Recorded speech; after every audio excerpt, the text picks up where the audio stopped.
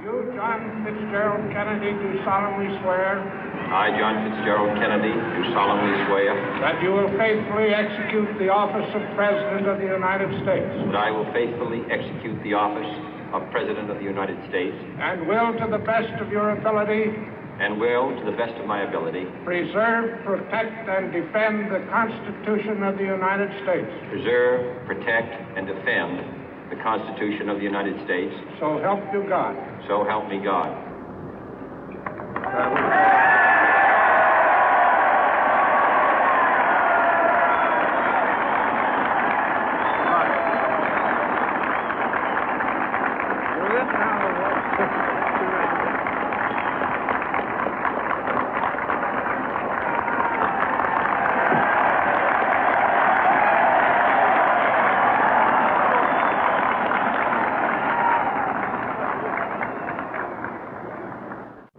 Vice President Johnson, Mr. Speaker, Mr. Chief Justice, President Eisenhower, Vice President Nixon, President Truman, Reverend clergy, fellow citizens. We observe today not a victory of party, but a celebration of freedom, symbolizing an end as well as a beginning, signifying renewal as well as change. For I have sworn before you and Almighty God the same solemn oath our forebears prescribed nearly a century and 3/4 ago.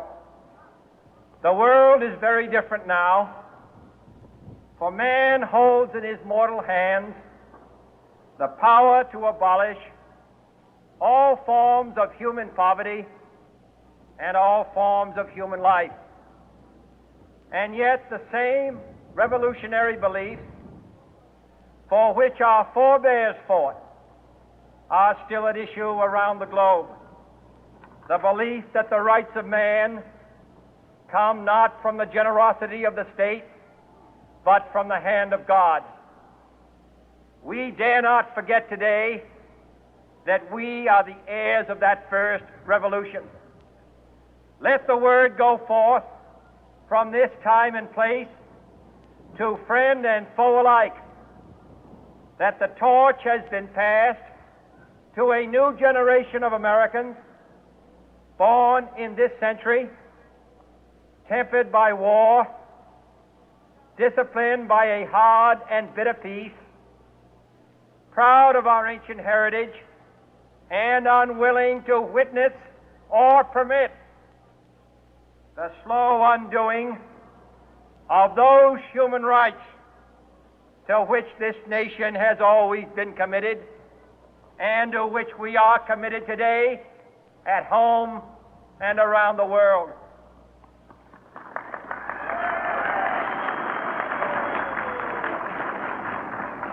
Let every nation know, whether it wishes us well or ill, that we shall pay any price, bear any burden, meet any hardship, support any friend, oppose any foe to assure the survival and the success of liberty.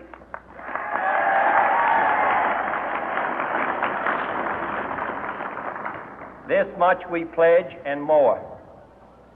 To those old allies whose cultural and spiritual origins we share, we pledge the loyalty of faithful friends. United, there is little we cannot do in a host of cooperative ventures. Divided, there is little we can do, for we dare not meet a powerful challenge at odds and split asunder.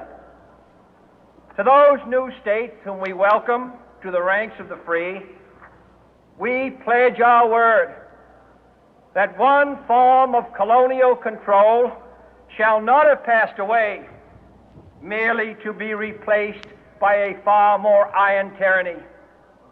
We shall not always expect to find them supporting our view, but we shall always hope to find them strongly supporting their own freedom, and to remember that in the past, those who foolishly sought power by riding the back of the tiger ended up inside.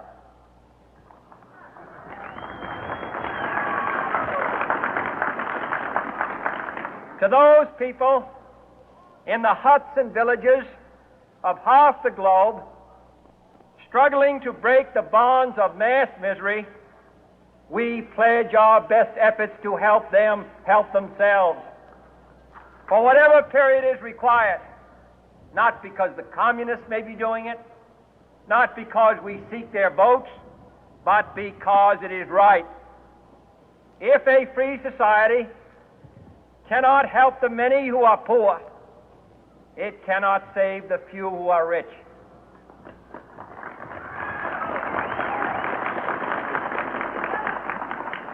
To our sister republics south of our border, we offer a special pledge to convert our good words into good deeds, in a new alliance for progress, to assist free men and free governments in casting off the chains of poverty. But this peaceful revolution of hope cannot become the prey of hostile powers. Let all our neighbors know that we shall join with them to oppose aggression or subversion anywhere in the Americas. And let every other power know that this hemisphere intends to remain the master of its own house.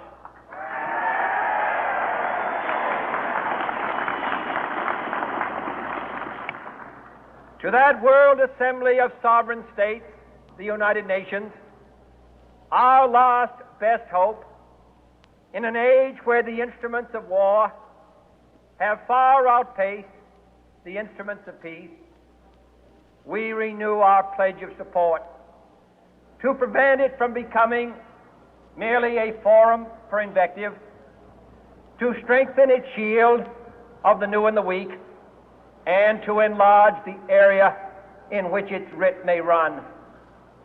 Finally, to those nations who would make themselves our adversary, we offer not a pledge, but a request that both sides begin anew the quest for peace.